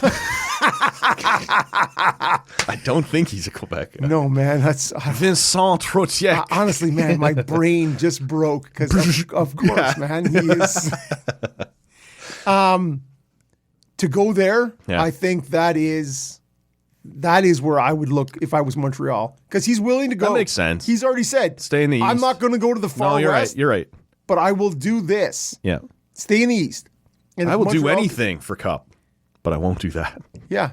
Well, I'll even speak faux French because I am a Quebec guy. I am clearly from the Eastern Townships somewhere. Yeah. Edmonton, I'm with you. I think they have to. Every year that you have these guys, you have to be in it. But short of going, holy crap, I fucked up on the Jari thing and going for another goaltender, I don't know what else you do. Oh, my God. Sure. Why not? But what could you strap to Tristan Jari for Binnington? You also want to get rid of Mangiapane, who you're going to have to strap something to. Apparently he's coming to Toronto. I think you just, okay. Yeah. Because he's got Calgary ties. He's a Barry Colt, I think. Pizza boy. Yeah, he's a Barry Colt guy. Played under Dale Howardchuk there. Everything's great, man. Yeah. It's all going to be. I think you look at if whatever you could do, whatever you have, if you could get Jordan Binnington. Whatever the fuck you have! Yes. And I believe that. Connor's getting desperate. I haven't heard this anywhere. And I know all the experts have said they've made their goalie move. Yeah. It's nay good, man. It's not. It's not good. So you can't go, oh, well, I've addressed that problem. Right. Have you? Because I think everybody's talked about, not just us. No. When they made that, you're like, that's lateral move at best. And you've taken on term. Well, I'll be real. I said I get it in the sake of change for change. And sometimes, let's just hope all right. that they needed to do something there because it clearly had become a problem. this didn't solve the problem. Change for change didn't help. But I'm just putting that out there because I know I did say that. Because only one of those two goalies were on waivers last year. Yeah, no, it's true. It wasn't Stuart Skinner. It was not. So. No. So, yeah. Because I'm not sure what they do in this year. But I think you're right. I think they're going to buy. They have to. They got to buy. Yeah. They are in. Better buy. They are in a they are in a divisional spot. Yes. They're not even in a wild card. And you've got Connor for 2 more after this. And he's basically said to you, let's see what you got. Let's see what you can do for me here. Vegas, who's leading that division, would not be in a wild card spot in the East. Nope. So you want to talk about wide open in the Pacific.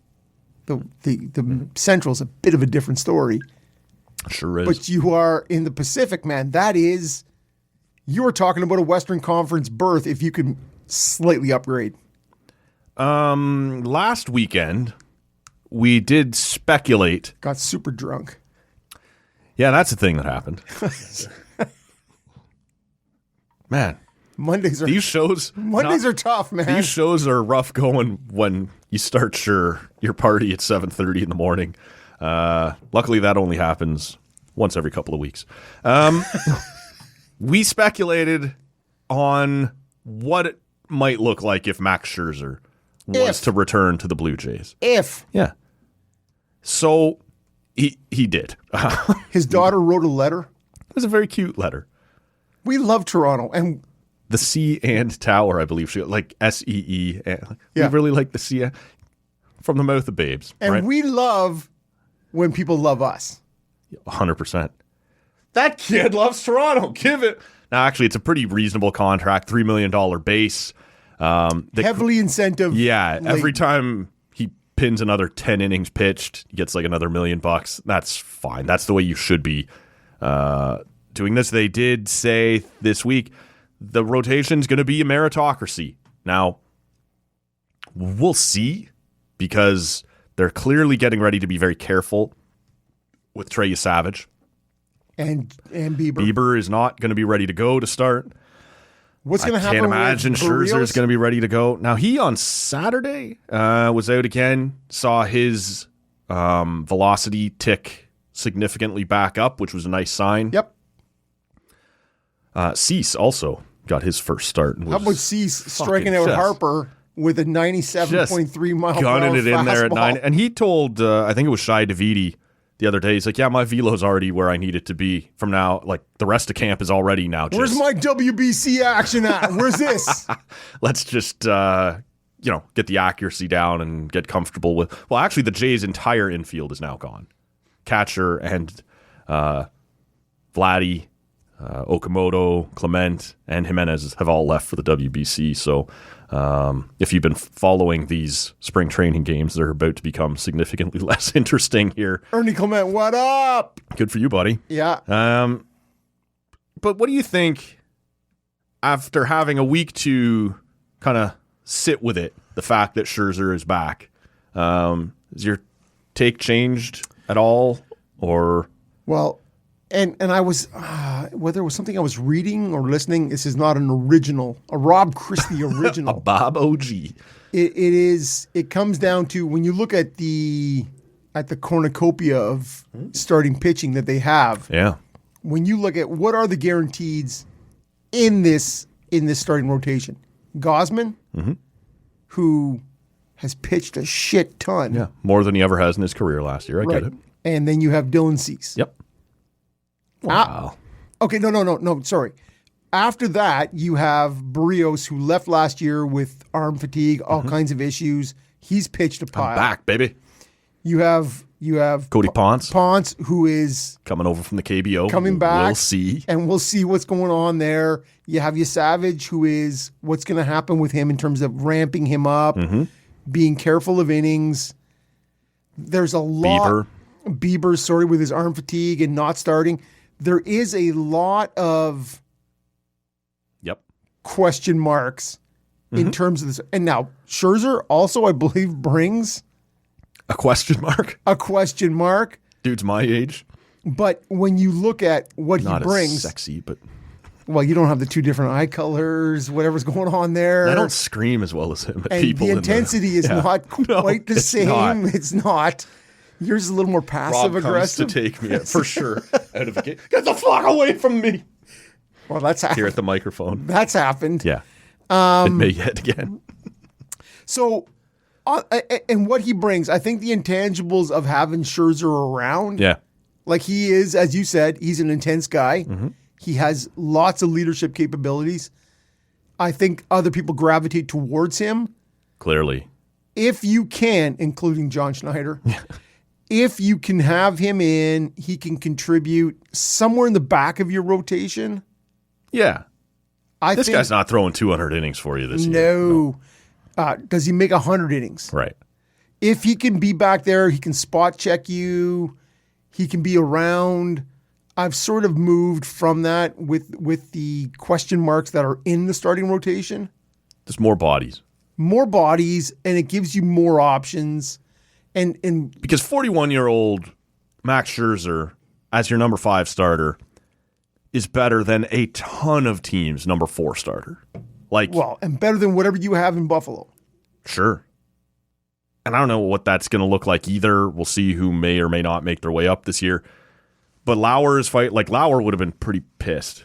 He was already pushing hard to be a starter. We'll see. But as the only southpaw, the only lefty I know. in that, to me, that gives him a bit of something. I think at the beginning of the season, you're going to see him piggybacking with Yasavage, who they're clearly going to be careful with this year. I love that. I guess depending on the lineup you're facing, you could see who goes first. But Right.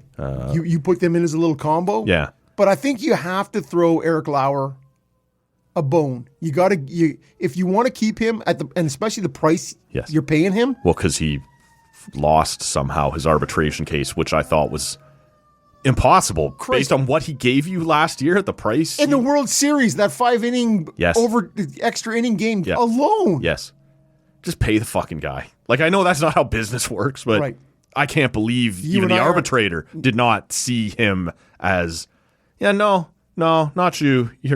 You and I aren't in management, eh? That's true. That's Love you, man. Here's some more money. you deserve that, man. I watched that on my couch at 3 a.m. Wham! Here's your money, man. Let's Dig be it. serious here. In my bed at 3 a.m. Oh, I was downstairs, man, on the couch, and I was just fucking zonked. I went a long time. I think I went to almost 1 a.m. on the couch. I'm like, I'm going to watch it in my room. And then you keep slouching down a little further. Then I'm going to roll over for just a half inning and kind of listen to it. Yeah. Now, it did end in that half inning. I did hear, Yeah. but they were losing me. Okay, and that's what's his name? Who is that lefty that came in after Lauer? It was the Little? guy Little. Thank you, Brendan Little. Yeah. Who? Tough playoff. Yeah, 100%. But I was trying to come up with his name the other day, and I'm like, what is that guy? Yeah. Gah, terrible. Not terrible. And so it is Not suited for that moment. I think, or August, September, October. Come on. Not suited for any of those. That's where I have moved. Is The Dodgers do this. We're not the Dodgers, but just keep a bunch of guys around. Somebody will get hurt. We'll find a spot. but that was the other thing was somebody had said this feels Dodgers like. Yeah. Which is for the first 2/3 of the season, you're mixing and matching your starting rotation. Oh man, that guy's shoulder's tired. Why don't you take a week off? We'll get Yeah. this guy in here, and we'll. And everybody's rested. And then Sure. what? If September rolls around, you go, oh, everybody's good. Hey, Snow, glass hey, now. that's Everybody, hey, Otani, everybody's good to go. Oh, suddenly I no longer feel like Max Scherzer's in this class. But No, okay. yeah. No, All I know right. what you're saying. But if he gets you there, yes, of course, is man. all I'm suggesting. Yeah. And if you get to September and you have Gosman and you have Cease and you have Savage and you have Bieber and you're like, thanks, Max. Appreciate you. And Go talk Lauer to Ricky and Tiedemann whoever, about yeah. what, how to prepare. Like I do. I brought That's that up last week. This 100%. is a side element of this. The number of young guys on the team last year, not just pitchers, who said, man, having the chance to just talk to that guy and get a vibe, get an understanding for the way this is all going to work And is if- valuable, man, to have that in the organization. This is it. And the guys who are competitors, Like, you remember when we had Gurriel and you had Teoscar and you had this and you went, oh, okay, everybody's happy, everybody's fun. It's like a bit of a summer vibe, right? And you go, Chapman.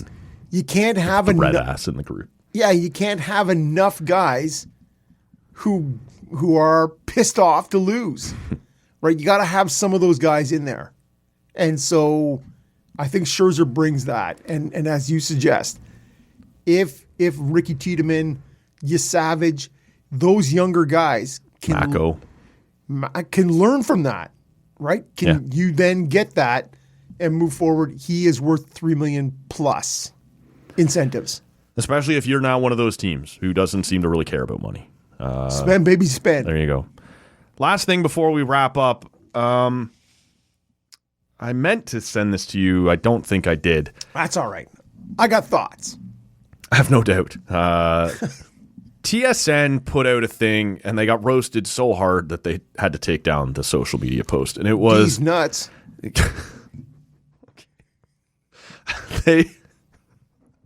Oh, my God. So this was, hey, man, best time of year to be a sports fan. And it was, look at, and I know, we do that thing. But it was on TSN alone, look at everything we've got coming up. March Madness coming up. The Briar was just on, right?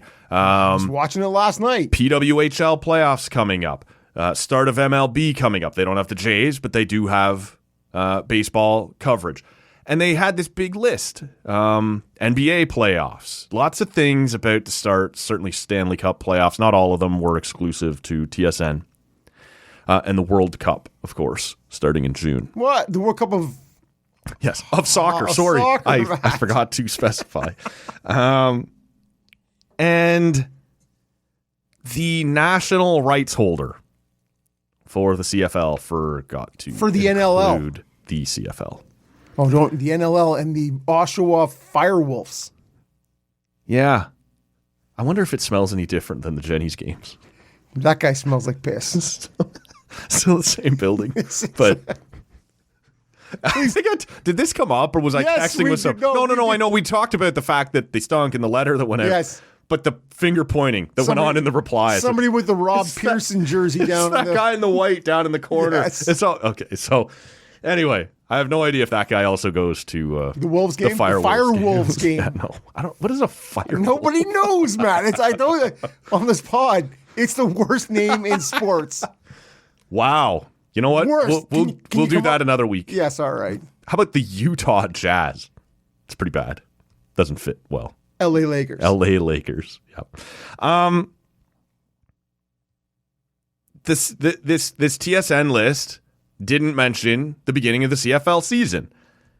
And you're a Canadian. Yes. You're the national rights holder. If you're not going to promote them, probably nobody is.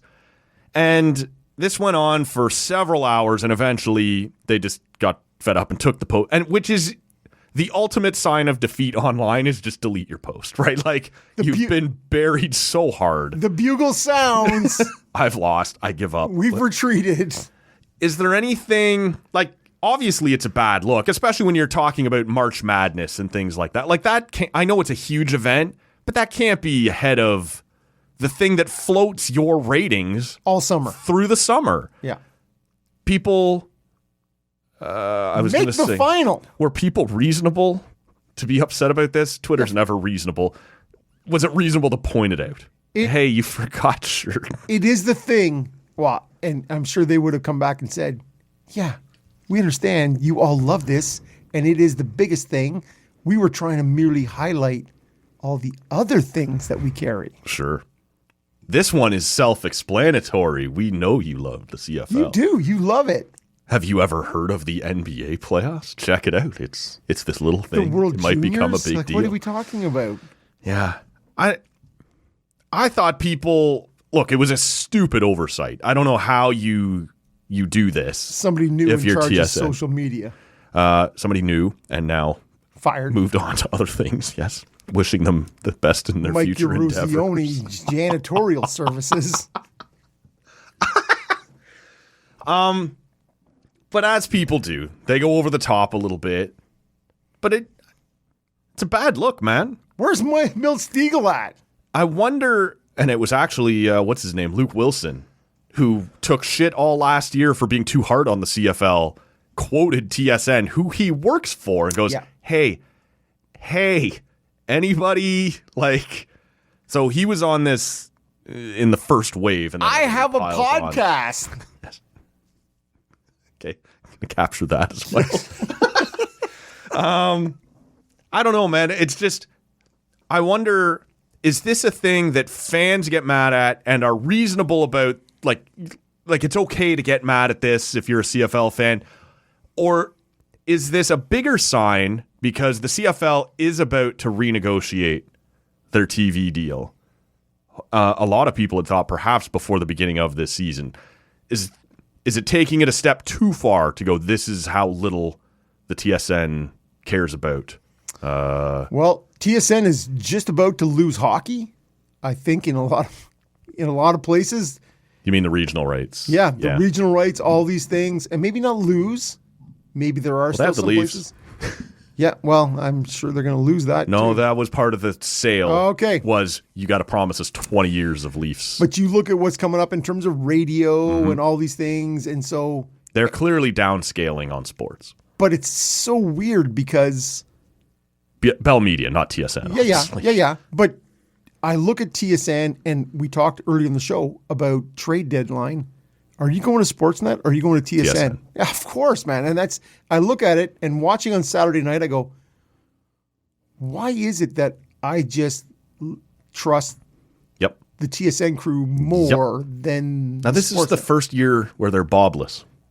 Now I know you could fill that role. Yeah. No. But that was the reason. Bob was the guy. You can't fill.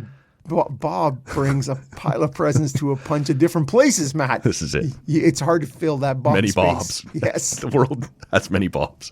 That was the reason, though, I think, that I would go to TSN. Yes. Bob. Now, they have Dreger and they have LeBron and now they have CJ, and some of those guys are more reputable than others. And it's funny, but CJ is the guy Bob. I sort of... For me now, too, as well. I look to as the guy. The heir apparent. Well, and he's sort of... Anyways, yes. Yeah. But it is Duthie, it is Mike Johnson, it is Corrado, Bounder. It is I look to the TSN. Same, man. So in terms of what they're doing, in terms of moving, shifting, it's interesting in terms of, I think your question. But is one little social media poster, are we taking it a step too far to go, this is their level of priority if it is time to renegotiate a new CFL TV deal? Or was this one social media intern who made one wrong poster? And it's reasonable to point it out that you shouldn't have missed that on the poster, but it probably doesn't mean anything in the grand scheme of TV rights. I think it's probably the second. Yeah. But that doesn't make for good audio. Sure. Nothing we do here does. No. I just look at it in terms of the landscape, and we talked about it briefly last week with where does the money come from in sports in Canada, right? And the CFL, it's clearly now CBC is who, when I was a kid, it always was. Saturdays and Sundays, that was where you looked to for CFL games. Yeah, Chris, who's the big guy with the goatee and Walby? Chris Walby. Was it not Chris? It was something Walby. No, it's Walby. Walby. Former offensive lineman guy, for the Winnipeg. But that guy was on my TV every weekend. Yes, of course. Yeah. You were looking at Sportsnet and you were looking at TSN right now in terms of where is that money going to come from? Yeah. And so do you look to Rogers' connection with the Argos and you go, no.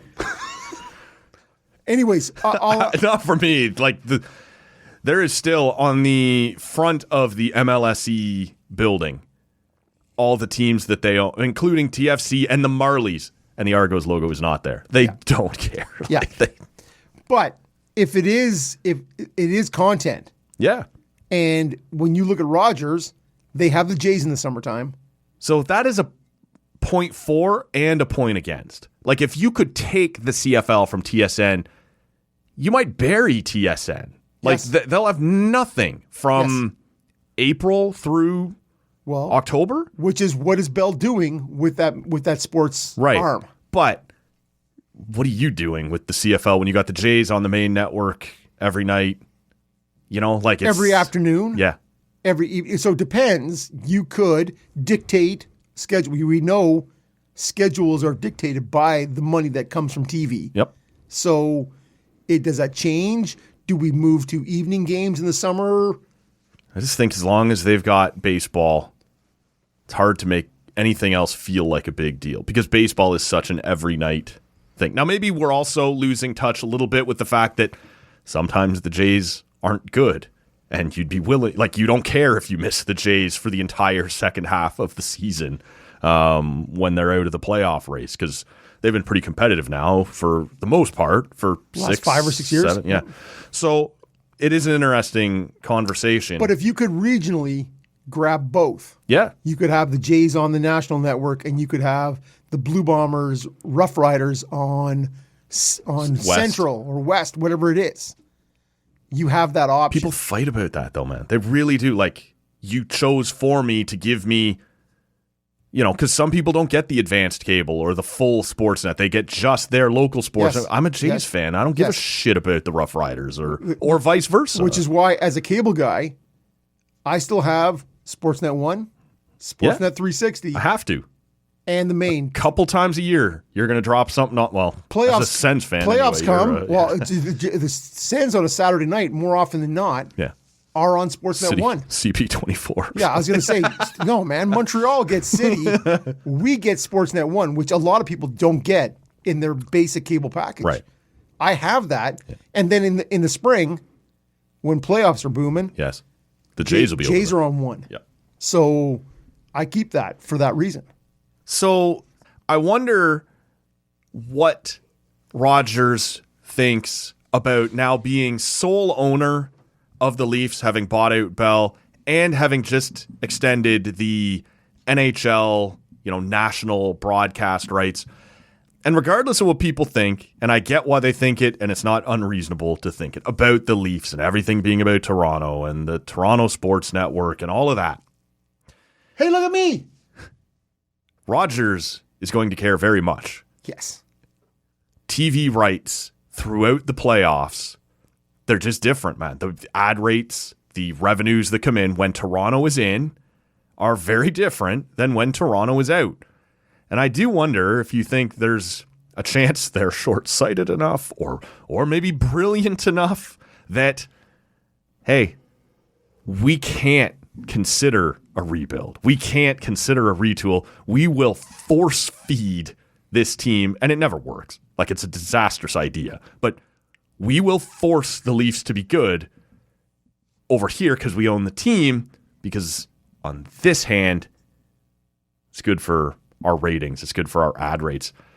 Do you think there's any conflict? There's a clear conflict of interest. Do you think there's anything to that, or will they be smart enough to allow the team to operate autonomously? Sorry, they're going to force feed them to be good?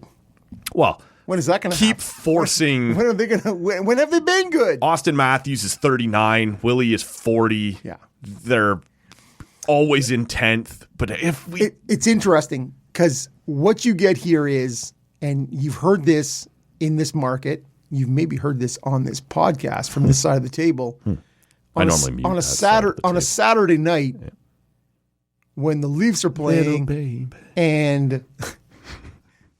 Boom, boom, boom, boom.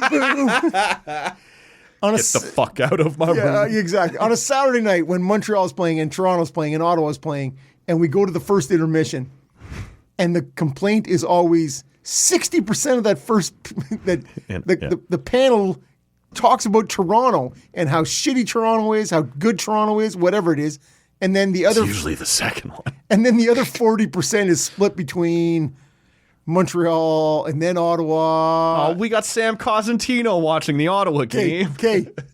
On Saturday night, and to me, what was the ultimate troll job, it's Ottawa, Toronto on the main network. Yep. And usually when Ottawa gets on the main network, there's feces in the bed. Yes. But we're playing Toronto. We already feces the bed. There's already poop in the bed.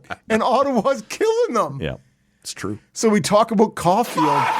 We talk about Caulfield, and we talk about all this. And honestly, it was like 60% when you're like, hey, It's me. It's clearly me in this. Anyways, I know that wasn't your question. It was not at all. But it was fun. But I wanted to say it. But it was fun. Yeah. And you're like, Toronto's so shitty. This is Ottawa troll job. Guess what? You are still not still relevant. don't care about it you. still doesn't matter. Yeah. It's hard to disagree with that. The reality is, though, is the vast majority of people are interested, whether it's to shit on the Yep. Leafs, watch the Leafs. Yep. That will carry the day, whether they're good or We bad. do this we had up until last year. I would ask you, when the Sens weren't in, what's your first round series? I want to watch the Leafs get beat up again by Tampa or by Boston Florida. or whatever. Yeah. Yeah, I do. And that is what That it is. drives ratings. People love a villain. No, people hate a villain, but people will watch Yes. a villain. You need a black hat. Yes. You do need a black hat. And That for sucks when the villain is just completely hapless. Like, it's kind of a cartoon. Wile E. villain. Coyote Exactly. is where- but I still want to watch is this. where I'm blue I and still want to white. watch somebody. I want to watch him run into that painted tunnel. yes, Acme. Yes. Yes. And so to me, that is, will Sportsnet ride as high if the Leafs are vying for a second round position? Yes. Or a second round of the playoffs position? Yeah. Yeah.